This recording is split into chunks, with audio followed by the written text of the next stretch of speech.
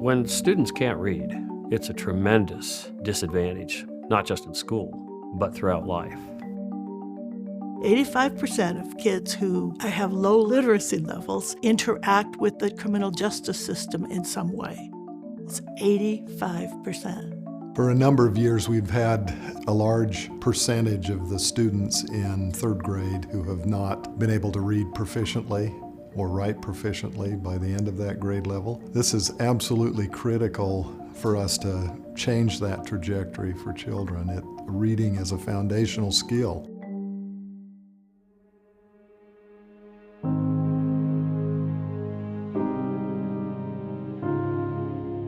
When kids come to school not being able to read, and then they stay that way for, say, a year or maybe two, and the school doesn't bring them up to grade level, what we see is about a 90% chance they'll never read on grade level again in their academic career. It's embarrassing for students, too, once they reach middle school and high school because they can't read with their peers. And those are the most important people when you're adolescents. If a student is off level in the third grade, it becomes this 10-year battle with trying to get them caught up and on level. You often will hear up through third grade, kids are learning to read. Beyond that, we're reading to learn. And if they are struggling up through third grade, that makes it much more difficult. Many teachers in their teacher preparation programs and in their subsequent employment working in districts and receiving professional development seldom get a lot of training on how to deal with kids who struggle learning to read. What we see in the school system as a result of this is the deployment of a number of programs that are built to intervene on behalf of struggling readers, which tends to slow the curriculum down for all the other kids. And it all begins in the way we prepare teachers.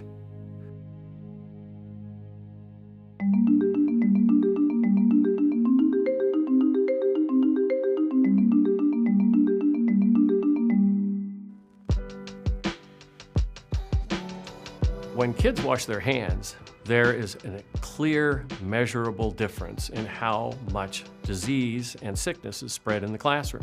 Similarly, when we teach children to read, there are strategies that are supported by science, and when used properly, it reduces student risk, student reading failure, and student academic failure. The science of reading is a body of knowledge that we've acquired over many decades about how the brain works and how humans develop an ability to read and write. So we rely heavily in the science of reading on cognition and neuroscience to help us understand those processes. We have a lot of misconceptions about the science of reading. What the science of reading is a body of research about how children learn to read.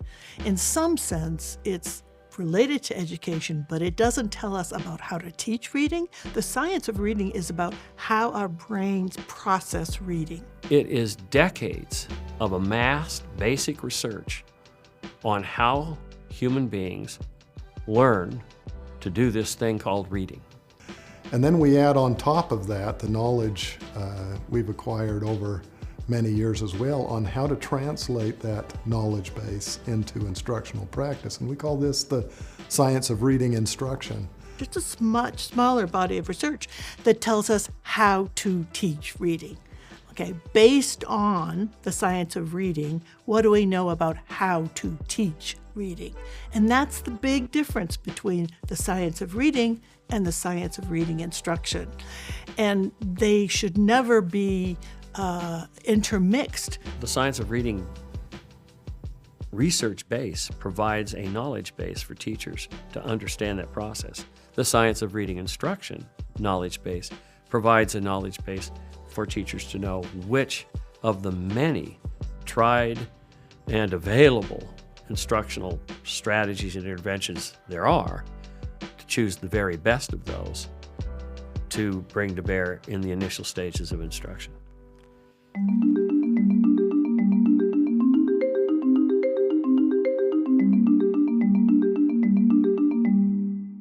Wasatch County School District has always been a really good school district.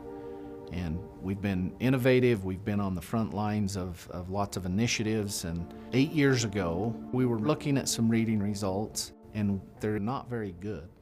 In fact, they're in the lower fourth in the state. And we identified that reading is not just an elementary problem. Reading is a K-12, every grade level, special education, every program we have, reading has to be a priority.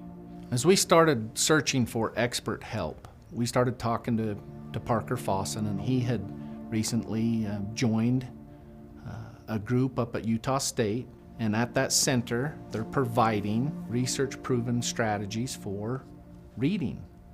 And he introduced us to Ray Reitzel. To have these two guys come together and actually show up in person at Wasatch County School District and tell us that, you know, maybe the magic that you're looking for in your PLCs as it relates to reading is not really magic, it's science.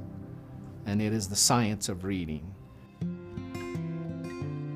With their leadership and following the tenets of the professional learning community and making sure that we're very focused on the science of reading, and we ended up accomplishing our goal of being #1. In Wasatch, we have really backed up the research and saying by following the science of reading through the science of reading instruction, we've been able to see the best results that we've ever seen in helping all kids. We don't have to guess. We know what works. We have the science of reading. We have the science of reading plugged into our high-functioning PLCs. That's what's helped us accomplish what we've accomplished. And we're headed in only one direction, and that's up.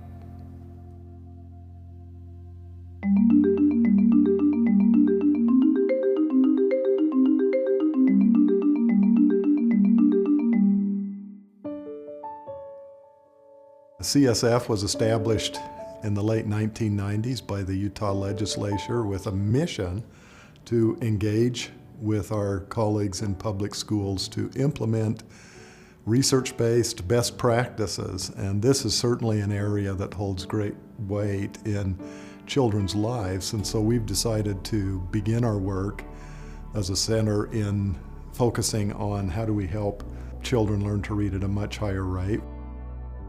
The Center for the School of the Future is a group of researchers, of educators, of people who have a passion for children learning. That is so critical.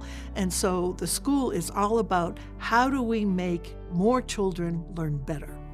We can go in and look at a school's learning mission, usually captured in their mission statement, and usually the accomplishments that they're achieving in learning is vastly different than what they want to achieve, which is expressed in their mission statement. We can go in and examine that gap with them and help them to redesign their system in such a way that they can narrow or close that gap.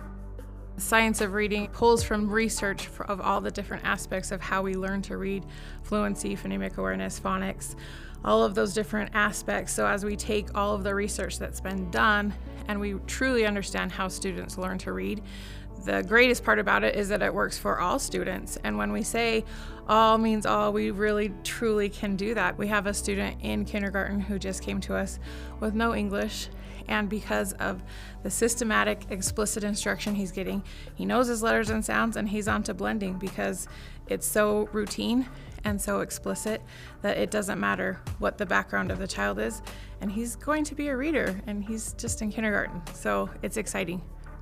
If you don't understand the process that's going on between the ears of a reader, you have a very difficult time bringing to bear the interventions, strategies, and practices that can assist that student in overcoming whatever obstacles they're finding in learning to read.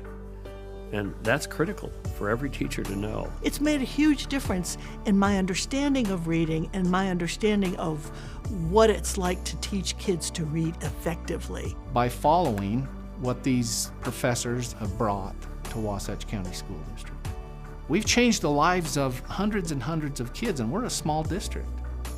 So to be able to take that and not just get the knowledge base, but also how to put it into practice through the things that Parker Fossen and Ray Reitzel taught our teachers. When we have learned the science of reading, that's what happens, is everyone's confidence and excitement grows. And that's really the mark of good professional development. And that's what the science of reading and science of reading instruction have done for kids and teachers in our district. The collaboration between our district and the Center for the School of the Future has been just beautiful, because their expertise is around the science of reading and really identifying what makes the biggest difference.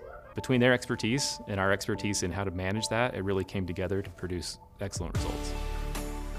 And teachers get into the business for one reason and one reason only, as I did as a teacher. And that was to make a real difference in the lives of kids.